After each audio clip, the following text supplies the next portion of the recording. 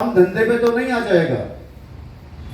और अगर आपको उस क्लाइंट के उपाय कराने के बाद भी आपको उसका रिजल्ट नहीं मिल रहा, तो आपको उसके पूरे परिवार की कुंडली देखनी चाहिए, भले ही उसकी बेटी ब्याह के चली गई हो। आपको ये पता चलेगा कि हाँ, इस जातक की बेटी की कुंडली में पिता स्थान पीड़ित हो रहा है, जिसकी वजह से इसका ये काम नहीं चल रहा। और लाल किताब के अंदर जो उम्र अरसा बोली गई है, वो इसलिए बोली गई है कि अगर मान लो आज मेरी उम्र 50 साल है और मेरे को पिछले 15 साल से कोई भी रिजल्ट नहीं मिल रहा, तो मैं इस साल के वर्षफल का उपाय नहीं करूंगा। मैं 34 साल पहले जो मेरा वर्षफल बना था, उस वर्षफल के उपाय करूंगा और वहां से डे बाय डे हर साल का वर्षफल उठाता चला जाऊंगा और एक एक उपाय करता चला जाऊंगा और मैं 50 साल के अंदर आके सेट हो जाऊंगा। अब आज के समय पे एक कथा है कि भगवान विष्णु की पत्नी लक्ष्मी माता उनके चरणों में रहती है। अब शनि का और लक्ष्मी का झगड़ा हो गया। वो कहती मेरे बिना संसार नहीं चलता, शनि कहता है मैं सबका करता धरता हूं। भगवान विष्णु ने कहा ये झगड़ा नहीं खत्म हो सकता। अब उन्होंने कहा ठीक है भाई, तुम दोनों मेरे दरबार से निकल जाओ और बाहर तक चले जाओ। वो चले गए और फिर कहा वापिस आ जाओ। जब वापिस आने लगे तो उन्होंने कहा कि लक्ष्मी जब तुम जा रही थी तो मेरे को बहुत पीड़ा हो रही थी, क्योंकि धन जाता है तो सबको दुख होता है। और शनि जब तू जा रहा था तो मेरे को बड़ा ही प्रसन्नता हो रही थी कि मेरा कष्ट का समय दूर हो गया। और जब लक्ष्मी तुम आ रही थी तो मेरे को बहुत खुशी हो रही थी, और शनि जब तुम आ रहे थे तो मुझे बहुत ही ज्यादा पीड़ा हो रही थी कि मेरा खराब समय शुरू होने वाला है और मेरा धन का नाश होने वाला है।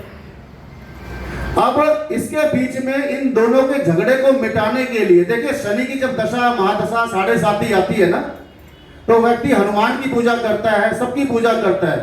लेकिन अगर जो व्यक्ति भगवान गणेश की पूजा कर लेगा, उसको शनि की 7.5 कभी नहीं सताएगी, क्योंकि गणेश के ऊपर 7.5 कभी आई नहीं थी।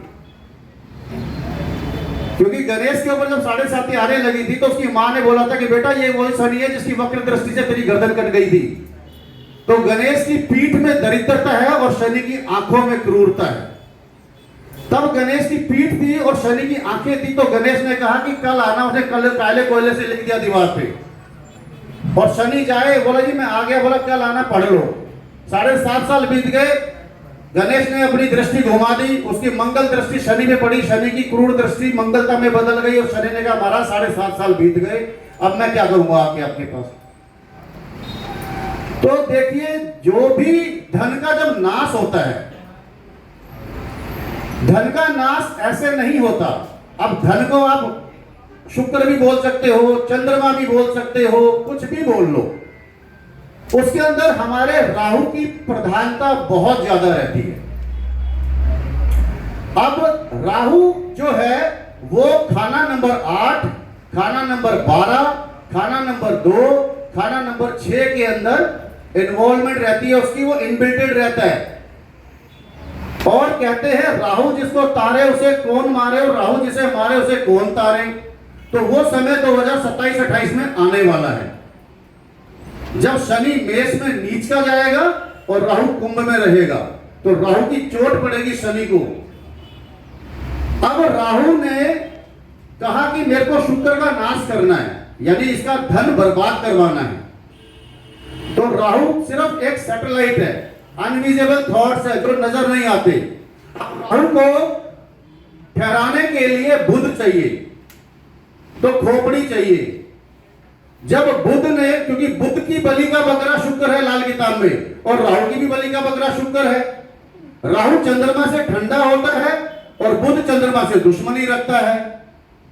अब यहां पर पंडित जी ने बोला कि जो व्यक्ति हर रोज या 48 दिन लगातार दूध में मक्खन डाल के मंदिर में गणेश भगवान के सामने रखेगा, उसका राहु कभी भी बुरा फल नहीं देगा, उसके धन का नाश नहीं होगा, उसकी पत्नी स्वस्थ रहेगी।